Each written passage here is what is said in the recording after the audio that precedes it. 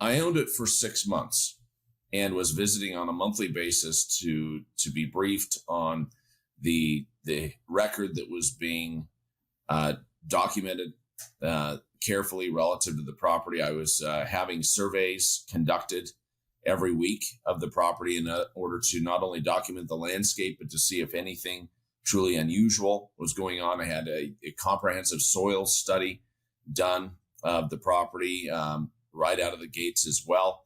And even though my drone surveyor and security personnel at that time captured on camera what appeared to be true unidentified flying objects above the property, I wasn't about to assign any really extraordinary origin or really categorization to it.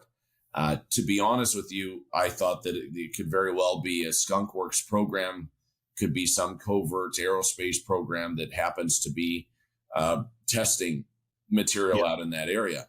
But then in October of 2016, in fact, on October 14th of 2016, I hosted an individual and his security team, who was the former surgeon or medical officer to Area 51, whose number one item on his bucket list was to visit Skinwalker Ranch. He had reached out to Bigelow's people previously for the opportunity, had been turned down, but I had no problem. I found the opportunity to meet him and to host him to be quite interesting, and welcomed him to the property so long as he signed the liability waiver and confidentiality agreement, agreeing never to reveal my name as the owner or my identity. That day changed everything. We immediately saw equipment malfunction, the smartphones behaving strangely. In fact, our smartphones at one point drained from about 80% charge to zero right in the middle of the day. We also had a gentleman who was attending as security for that doctor rendered catatonic, and he had an acute medical episode.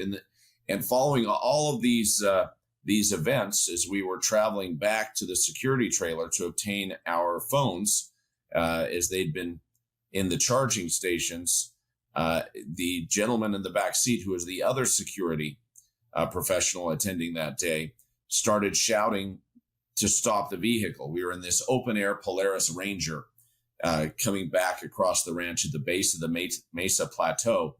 And as I brought the vehicle to an abrupt stop and was looking back to see what he was talking about, he was waving his arms up in the air.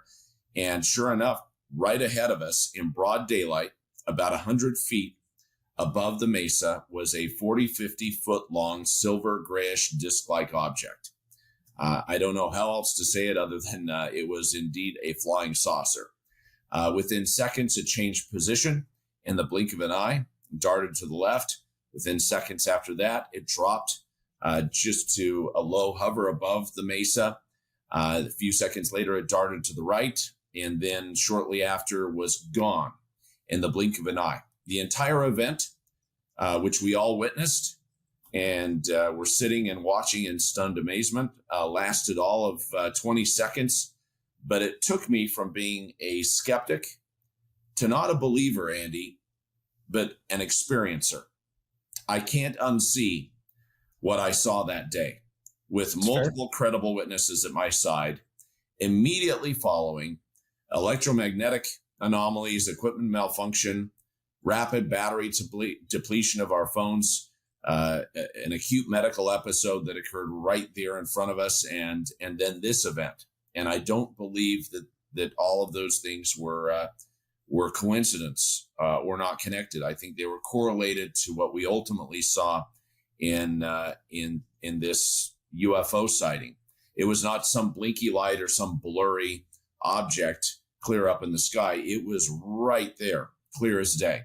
And it was at 4:00 in the afternoon on October 14th, 2016. From that day forward, I committed to spend millions of dollars to lock down the property, to truly make this a serious scientific investigation, into hopefully discovering the origin and the agenda behind what is happening, what we're observing on the property.